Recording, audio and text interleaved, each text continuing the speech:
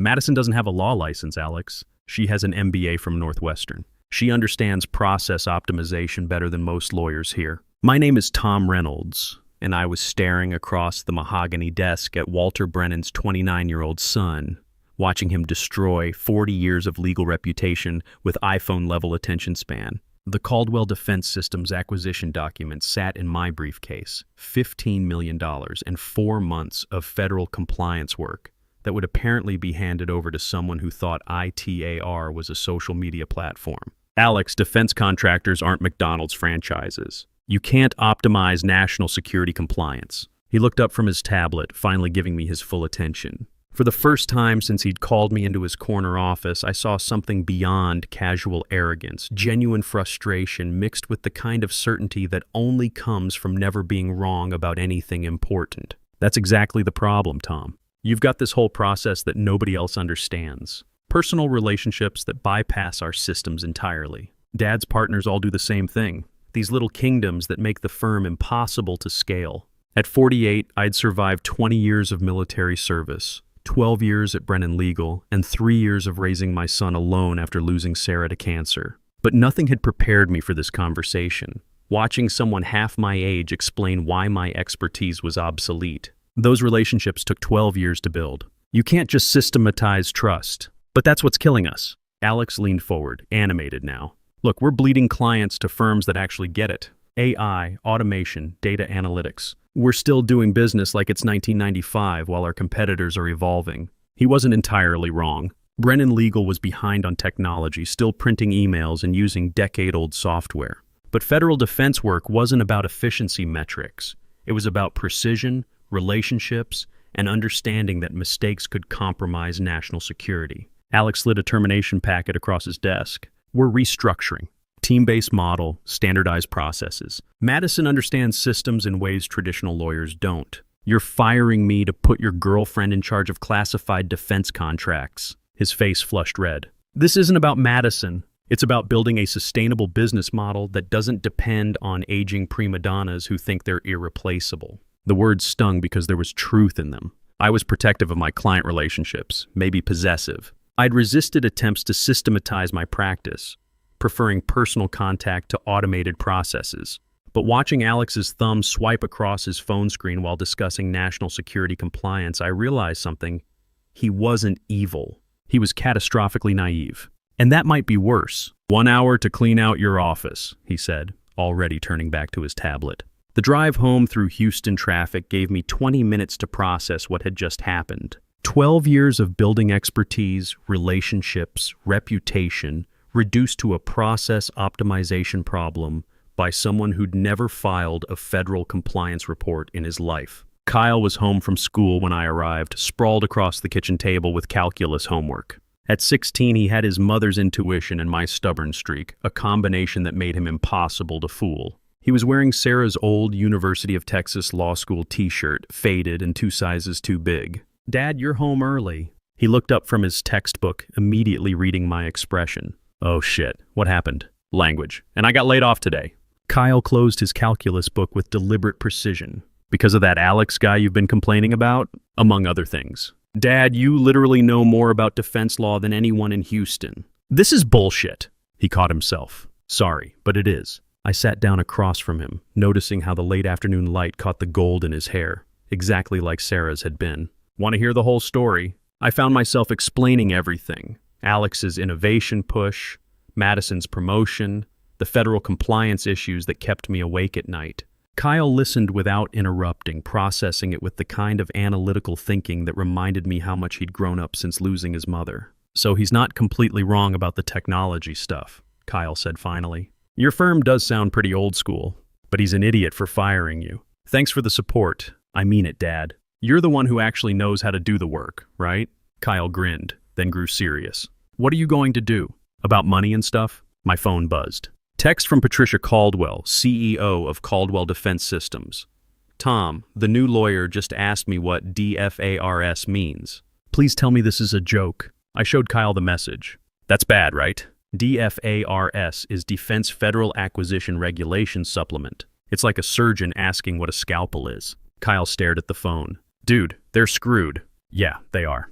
So what are you going to do? I looked at my son, the kid who'd been through enough loss and uncertainty for one lifetime. I could find another job, keep my head down, avoid the drama, or I could prove to Alex and myself that experience still mattered in a world increasingly convinced it didn't.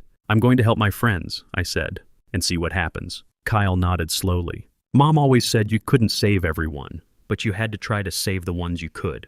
The coffee shop was neutral ground 2 days later, full of medical residents from the nearby hospital grabbing caffeine between shifts. Patricia Caldwell arrived 10 minutes late, looking like she'd been arguing with someone for the better part of an hour. Probably Madison, trying to explain why a $15 million defense acquisition needed actual defense attorneys. They fired you, she said without preamble, sliding into the booth across from me. Not a question. Budget cuts, restructuring, cultural alignment issues. Patricia had been running defense contractors for 20 years. She'd built her grandfather's machine shop into a major Pentagon supplier. She knew corporate speak when she heard it. Tom cut the diplomatic crap. What really happened? I chose my words carefully. New leadership wanted fresh perspectives. Thought traditional approaches were holding the firm back. Fresh perspectives. Patricia laughed, but there was no humor in it. Tom, my grandfather built tanks for Patton. My father designed radar systems for the Navy. I make defense software that keeps soldiers alive. When some MBA tells me compliance is just paperwork, I see my family rolling in their graves. She leaned forward, lowering her voice. I've got a $15 million deal closing Thursday. The woman they assigned to replace you just asked me if we need export licenses for domestic sales. Domestic sales, Tom? For dual-use technology components. My chest tightened. Caldwell's acquisition involved components that could be used in civilian applications but had clear military applications. The kind of thing that attracted federal scrutiny and could land executives in prison if handled incorrectly. I can't advise you on this, Patricia. Legal restrictions. I'm not asking for advice. I'm telling a friend that I'm scared. She pulled out her phone. This isn't just about one deal. If Brennan screws this up, it kills my relationship with the Pentagon. 20 years of building trust, gone. This was where principle met pragmatism. I could stay completely clean, maintain perfect ethics, and watch Patricia's company get destroyed by incompetence. Or I could bend the rules slightly to help a friend. Patricia, you need competent defense counsel. Rick Torres runs a solid practice. Torres and Associates. They understand compliance inside and out. Rick Torres, the JAG guy? Former colonel. Prosecuted war crimes in Kosovo. He knows the difference between following orders and following conscience. Patricia nodded, making notes. Anyone else I should know about? Torres would be my first choice. But Patricia, whatever you do, document everything. Every filing, every deadline, every communication. Trust me on this. Walking to my car, I felt the weight of compromise. I'd crossed a line. Subtle, defensible, but real. The old Tom Reynolds wouldn't have made referrals that served his own interests. Then again, the old Tom Reynolds had trusted Alex Brennan's judgment. Kyle found me in the garage that evening, pretending to organize tools while actually questioning every decision I'd made in the last 48 hours. I was holding Sarah's old socket wrench set, the one she'd insisted on buying when we moved into the house. You look like someone who's having second thoughts, he said, perching on my workbench. About what? About whether you're doing the right thing. Kyle picked up one of Sarah's wrenches, turning it over in his hands. Dad, I found some of Mom's case notes in your desk. She wrote something about making sure clients understand the emotional cost, not just the financial one. I took the wrench from him, remembering Sarah working late into the night, always thinking about the human impact of legal decisions. Alex wasn't completely wrong, you know, about the firm needing to change, about some of us being set in our ways. But he was wrong about firing you. Maybe, or maybe I was too stubborn to adapt. I set down the wrench carefully. Your mom always said the hardest part of being right was staying humble about it. Kyle was quiet for a moment. She also said the hardest part of being wrong was admitting it without giving up on yourself. Sarah's wisdom filtered through our son's perspective. The woman who taught me that integrity wasn't about being perfect. It was about owning your choices and learning from them. So what do you think I should do?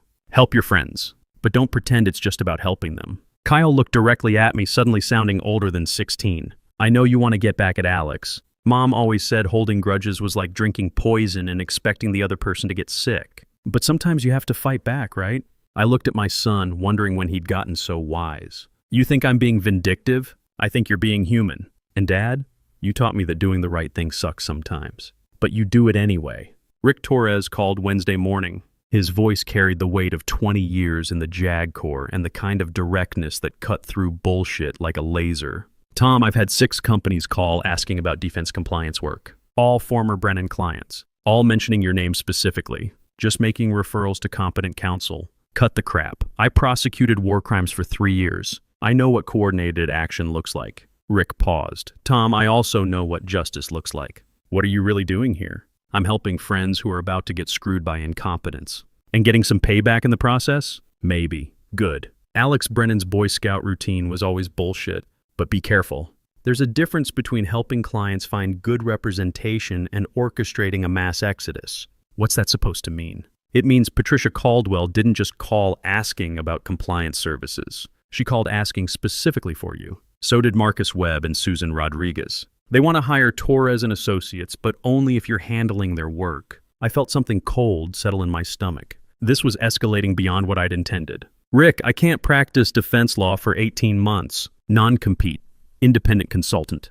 Not an employee, not a partner. You work on specific matters. We provide infrastructure and legal cover. Rick's voice turned serious. But Tom, when this blows up, and it will blow up, you're going to need every bit of legal protection we can provide. That afternoon, I sat in my kitchen staring at Rick's offer letter. 40% of billings was steep, but it was 40% of something versus 100% of nothing. More importantly, it was a chance to do the work I'd spent 12 years perfecting, helping clients who'd trusted me long enough to follow me into uncertainty. Kyle came home from football practice, sweaty and exhausted, but grinning. His shoulder pads made him look bigger, more like the man he was becoming. Coach says I might start varsity next year if I put on 15 pounds. He grabbed a protein shake from the fridge, then sat down across from me. You make a decision about the consulting thing? Still thinking. Kyle studied my face with the same intensity Sarah used to bring to cross-examining witnesses. Dad, can I ask you something? About Mom, of course. When she was sick and the treatments weren't working, did she ever think about just giving up? Taking the easier path? The question caught me off guard. Sarah had fought her cancer with everything she had, right until the end. But there had been moments, private moments between us, when she'd wondered if the fight was worth it. Sometimes. Why? Because you've got 2 choices here, right? Take the easy path and find a regular job somewhere else, or fight for what you think is right, even if it gets messy. And you think I should fight? Kyle shrugged, but his eyes were serious. I think Mom would want you to be honest about what you're really doing and why. If you're doing this for revenge, own it. If you're doing it to help people, own that too. But don't lie to yourself about your motivations. That evening, I called Rick Torres. I'm in, but Rick, I need you to understand something. This isn't just about helping clients. Part of this is personal. I figured. Tom, the best revenge is living well. Let's make sure you do both. The first sign that I'd unleashed something beyond my control came from Marcus Webb on a Friday afternoon. His voice carried the controlled panic of a Marine Corps officer facing an impossible mission. Tom, we've got a problem. I followed your advice, hired Torres and Associates to review our compliance protocols. We found issues, serious ones, in work Brennan Legal did for us last year. What kind of issues? Export licensing violations. The kind that get executives investigated by federal agencies. Marcus paused. Tom, I've seen good officers relieved for less than this. Brennan's boy's going to get people killed with his innovation bullshit. Marines don't innovate with enemy fire incoming, we execute. My stomach dropped. I'd expected to find routine errors, missed deadlines, sloppy paperwork. Not potential criminal violations. Marcus, you need to report this immediately. Self-disclosure, full cooperation with regulators. Already started the process. But Tom, if we found this in one client file, how many others are there? That question kept me awake that night. I'd started this thinking I was helping friends avoid future problems. I hadn't considered that Madison's incompetence might have already created legal disasters. Kyle found me at the kitchen table at 2 a.m, reviewing federal export regulations on my laptop. I was surrounded by Sarah's old case files. Somehow I'd unconsciously pulled them out, looking for guidance from someone who wasn't there to give it. Dad, everything okay? Just working. He sat down across from me, still wearing his pajamas. In the harsh kitchen light, he looked younger than 16, more like the scared kid he'd been when Sarah first got sick. Want to talk about it? I found myself explaining the situation, the export violations Marcus had discovered, the potential federal investigation, the possibility that my actions had unleashed something much bigger than personal revenge. So you're worried you might have started something you can't control, Kyle said. Something like that. Kyle picked up one of Sarah's old legal pads, covered in her careful handwriting. Mom used to say that doing the right thing was like pulling a thread on a sweater. Once you started, you couldn't control where it would lead. What did she think about that? She said you pull the thread anyway because pretending the sweater isn't unraveling doesn't make it any stronger. Over the next 2 weeks, the cascade accelerated. 3 more former Brennan clients discovered compliance violations in their files. Patricia Caldwell was meeting with State Department investigators. The Houston Chronicle started running stories about systematic failures in defense industry legal services. But it was the call from Susan Rodriguez that made me realize how deep this went. Tom, I need to tell you something. Susan's voice was tight with stress. I've been reviewing our Pentagon contracts going back 3 years. Brennan Legal missed critical compliance deadlines on 17 different occasions. We're talking about violations that could trigger congressional hearings. Susan Rodriguez ran Aerospace Holdings with the precision of someone who'd learned early that mistakes in the defense industry could cost lives. She'd started as an engineer, worked her way up through the ranks, and had zero tolerance for incompetence. How bad is it? Bad enough that I'm hiring outside counsel to represent us in what's probably going to be a federal investigation. Bad enough that I'm calling every CEO in my network to warn them about Brennan Legal. Susan, be careful about what? Telling the truth? Tom, these aren't just business mistakes. When defense contractors screw up compliance, soldiers die. Equipment fails. Missions get compromised. Her voice cracked slightly. My son's deployed right now. When I think about some MBA playing games with national security compliance, I see his face. That night, Rick Torres called an emergency meeting at his office. Tom, we need to talk about liability exposure. The State Department has opened a formal investigation into compliance violations in defense industry legal services. They're requesting all communications between former Brennan employees and defense contractors. That includes you. Janet Walsh, our litigation partner, spread files across the conference table. She was in her 50s, had prosecuted white-collar crime for 15 years before moving to private practice, and had the kind of skeptical intelligence that made her excellent at anticipating government action. The Justice Department is building a case around systematic violations of federal export controls. They're looking at criminal charges for anyone who knowingly facilitated these violations. I stared at the federal subpoena with my name on it, requesting all documents, communications, and records related to compliance violations in defense industry legal services. What does this mean for me? It means you're not just a witness anymore. You're a potential subject of investigation. Janet's expression was grim. Tom, I've prosecuted defense contractors for 20 years. When someone with your experience walks away and clients start hemorrhaging, that tells a story. The question is, what story are the prosecutors going to decide to tell? That night, Kyle and I sat on the back porch, looking at stars and avoiding the elephant in the room. The night air was cool, carrying the scent of the jasmine Sarah had planted 3 years before she died. How bad is this, Dad? I don't know. Maybe not bad at all. Maybe very bad. Are you scared? The honest answer was yes. I was scared of federal prosecution, of losing my law license, of going to prison and leaving Kyle alone. But I was also scared of what would have happened if I'd done nothing. If I'd let Madison's incompetence endanger national security while I stayed safely silent. Yeah, I'm scared. But Kyle, sometimes being scared means you're doing something important. What would Mom say? I thought about Sarah facing her cancer diagnosis with determination and fear in equal measure. She'd been terrified, but she'd fought anyway because that's what you did when something mattered. She'd say we deal with whatever comes together. Kyle reached over and squeezed my hand, something he hadn't done since he was 12. Then that's what we'll do. Alex Brennan called me on a Tuesday morning, 6 weeks after he'd fired me. I almost didn't answer, but something in the way the phone kept ringing made me curious about his desperation level. Tom, we need to talk. His voice was completely different now. Gone was the tech bro confidence, replaced by something that sounded like genuine panic mixed with exhaustion. I don't think that's a good idea, Alex. Please, just 15 minutes. There are things you don't understand about what happened, about what's happening now. Against my better judgment, I agreed to meet him at a coffee shop downtown.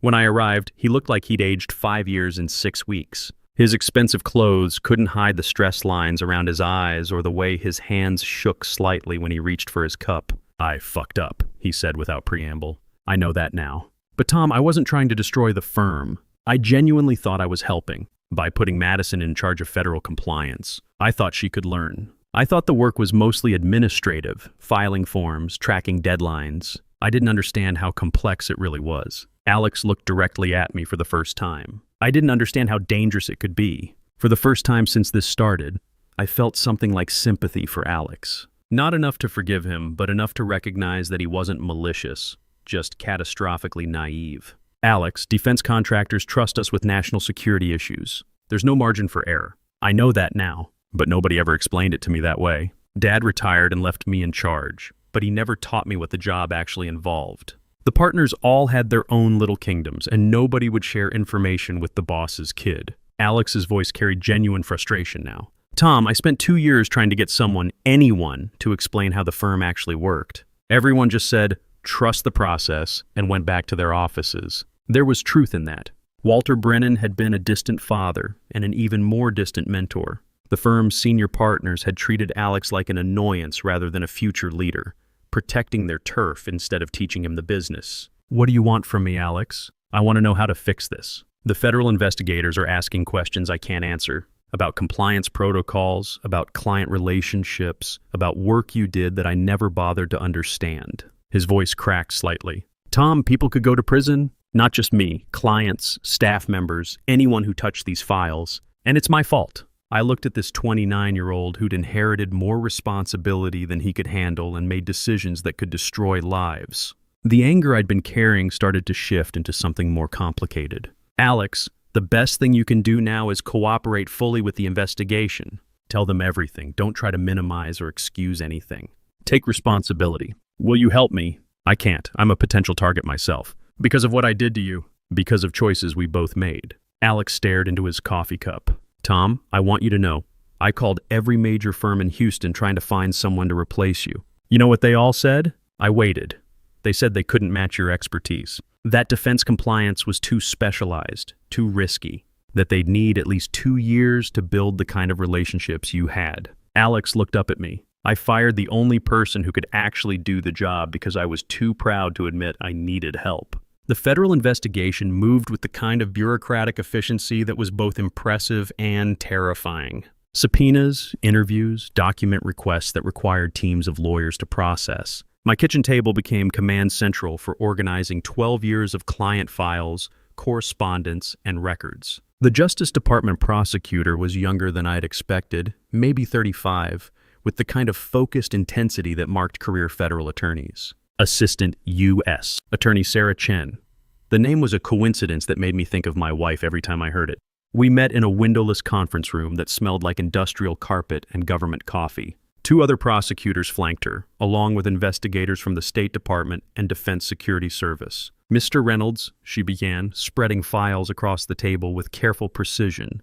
You worked at Brennan Legal for 12 years. During that time, were you aware of compliance violations in defense industry work? I was aware of concerns about the quality of compliance work under new management. Specifically, the firm assigned someone without proper qualifications to handle federal defense contracts. I expressed concerns about this decision to executive management. To whom specifically? To Alex Brennan, the executive who made the assignment. What was his response? He said fresh perspectives and process optimization were more important than traditional qualifications. Prosecutor Chen made notes in careful handwriting. Mr. Reynolds, after your termination, you made referrals that led to the discovery of multiple compliance violations. Did you suspect these specific violations existed? This was the critical moment. The truth that could implicate me or clear me, depending on how it was interpreted. I suspected that inexperienced counsel might create problems for clients. I recommended they seek competent review of their compliance status as a precautionary measure. I did not know about specific violations. But you suspected problems serious enough to recommend immediate review? Yes. In my experience, defense compliance requires specialized knowledge and constant attention to regulatory changes.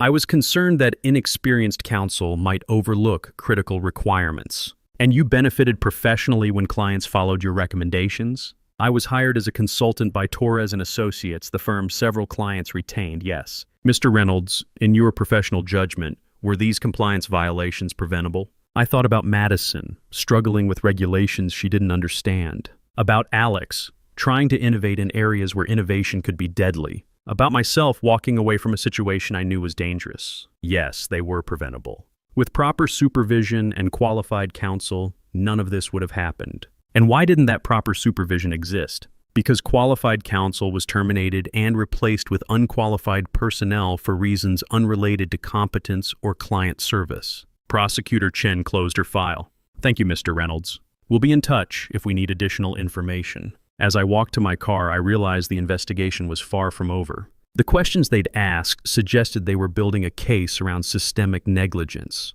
possibly criminal charges for anyone who'd knowingly endangered national security. I was probably safe, but Alex Brennan was in serious trouble. The call came at 11:30 on a Thursday night, 3 months into the federal investigation. Kyle was asleep, and I was reviewing case files when my phone rang with an unknown number. Tom, it's Alex. His voice was barely recognizable, hoarse, exhausted, carrying the weight of someone who hadn't slept in days. Alex, you shouldn't be calling me. If the prosecutors find out, I don't care anymore. Tom, I need you to know something. Madison, she tried to kill herself yesterday. The words hit me like the physical blow. What? She's alive. In the hospital. But she left a note. She said she couldn't live with what she'd done to those companies, to their employees. She said she never understood what the compliance work really meant until the investigators started asking questions. I sat down heavily, feeling the weight of unintended consequences. In my focus on stopping Alex's incompetence, I'd never considered the human cost to Madison herself. Alex, I'm sorry. Is she okay? Physically, yes. Mentally, his voice broke. Tom, she's 26 years old. She has an MBA and thought she could learn anything. When I offered her the compliance work, she was excited about the challenge. She had no idea she was putting people's lives at risk. Alex, this isn't your fault alone. Yes, it is. I put her in an impossible situation because I was too arrogant to admit I didn't understand my own business. And now He couldn't finish the sentence. I thought about Kyle, about how young 26 suddenly seemed, about the difference between malicious incompetence and innocent ignorance. What can I do? Nothing. I wanted you to know. When this all comes out in court, people are going to think Madison was some kind of criminal. But she was just a kid who trusted me to know what I was doing. The line went quiet. Then Alex spoke again, his voice steadier now. Tom, I'm going to plead guilty to all of it. Criminal negligence, endangering national security, whatever they want to charge me with. I won't let Madison take the fall for my mistakes. Alex, you need to talk to your lawyer before making any decisions. I've talked to 3 lawyers. They all say the same thing: cooperate fully, take responsibility, hope for mercy. But Tom, I want you to know something else. Your recommendations, the client reviews you triggered, they probably prevented something much worse from happening. What do you mean? The investigators found evidence that our compliance failures went back 18 months. If those contracts had proceeded without review, if Madison had kept making the same mistakes, the Pentagon estimates it could have compromised dozens of defense programs, billions of dollars in equipment, thousands of soldiers. I felt something cold settle in my chest. The magnitude of what we'd narrowly avoided. Alex, why are you telling me this? Because when this is over, when my name is ruined and I'm working at my uncle's car dealership, I want someone to remember that we almost screwed up something really important. And you stopped it. The congressional hearing was held on a gray morning in March, 6 months after Alex had fired me. I watched from the gallery as Alex Brennan, 29 years old and facing criminal charges, testified before the House Defense Appropriations Subcommittee about systematic failures in defense industry legal oversight. Mr. Brennan, the subcommittee chair began, your firm handled defense contracts worth over $2 billion in the past 3 years. Can you explain to this committee how an unlicensed paralegal came to be responsible for federal compliance oversight? Alex had aged visibly since our last conversation. His expensive suits had been replaced by a simple gray jacket, his confidence completely gone. But when he spoke, his voice was clear and steady. Chairman Williams, I made a series of catastrophic judgment errors based on my fundamental misunderstanding of the complexity and importance of defense compliance work. I terminated qualified counsel and replaced them with inexperienced personnel because I prioritized innovation over competence. Are you saying you knowingly endangered national security? No, sir. I'm saying I was too ignorant to understand that I was endangering national security. That ignorance doesn't excuse my actions, but it explains them. The questions continued for 3 hours. Alex answered everyone directly, taking full responsibility, refusing to shift blame to Madison or his father or anyone else. Watching him, I realized something had fundamentally changed in the young man who'd fired me with such casual arrogance. Kyle found me in the courthouse lobby afterward. How'd you get here? I asked. Took the bus. Figured this was important. He studied my face. How do you feel? Complicated. Good complicated or bad complicated? I thought about Alex, probably heading to federal prison. About Madison, still recovering from her suicide attempt. About the defense contractors who'd trusted the wrong people and nearly paid with their companies. Necessary, complicated. Kyle nodded. Mom would say that's the best kind. 6 weeks later, Alex Brennan pleaded guilty to criminal negligence in handling defense contracts. He received 2 years in federal prison and permanent disbarment from practicing law. Madison received immunity in exchange for cooperation and entered a psychiatric treatment program. Walter Brennan lost his life's work but avoided criminal charges. Brennan Legal was dissolved, its assets distributed to a victim compensation fund for affected clients. I stood in my new corner office at Torres & Associates, now a full partner with a practice built on the ashes of Brennan Legal. 23 former clients had followed me, along with 5 attorneys and 3 staff members who'd been caught in the crossfire of Alex's incompetence. The office had windows facing southeast, with a view of downtown Houston that included the empty building where Brennan Legal used to operate. A for-lease sign hung in the lobby where portraits of 3 generations of Brennan lawyers had once presided. Kyle knocked on my door. At 17, he'd grown into his frame and was looking at colleges. Pre-law programs, mostly. "Partnership meeting go okay?" he asked. They elected me managing partner. Kyle grinned. "Congratulations, Dad. Think Mom would be proud?" I thought about Sarah, about her belief that doing the right thing mattered more than doing the easy thing. About the principles she'd tried to teach both of us through her own example. I think she'd say we did what we had to do. That evening, I sat in my home office reviewing case files when my phone buzzed with a message from an unknown number. "Mr. Reynolds, this is Alex Brennan. I know I have no right to ask, but I wanted you to know that I understand now why you did what you did. I'm sorry for what I put you through, and I'm grateful that you helped prevent something much worse from happening. I hope your son is proud of his father. I hope someday I can be the kind of man who makes better choices." I stared at the message for a long time, then showed it to Kyle. "Are you going to respond?" "I don't know. What do you think?" Kyle read the message again, his expression thoughtful. "I think Mom would say that forgiveness isn't about the other person. It's about you deciding what kind of person you want to be." That night I wrote back, "Alex, we all made choices. Some were better than others. Learn from this and do better next time.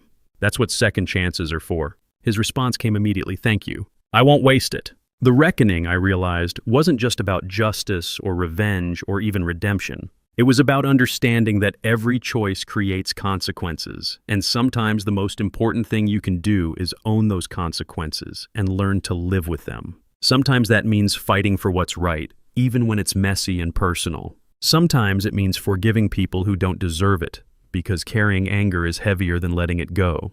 And sometimes it means recognizing that the person you thought was your enemy was just a scared kid making terrible decisions under impossible pressure. But mostly, it means building something worth protecting and teaching the next generation why that matters. Kyle was looking at law schools now, asking questions about justice and ethics and the responsibility that comes with power. Sarah's questions filtered through our son's perspective. The best revenge I'd learned wasn't destroying your enemies. It was becoming the kind of person who didn't need enemies to define who you were. But more than that, it was showing your son that principles aren't just pretty words you put on motivational posters. They're the foundation you build a life on. Even when that foundation gets tested, it holds. 2 years later, I received an invitation to Alex Brennan's wedding. He was marrying a social worker he'd met in his community service program, someone who understood second chances and the weight of making amends. I didn't go, but I sent a card. Kyle did end up studying law, but he also kept his mother's legal pad with her handwritten reminder.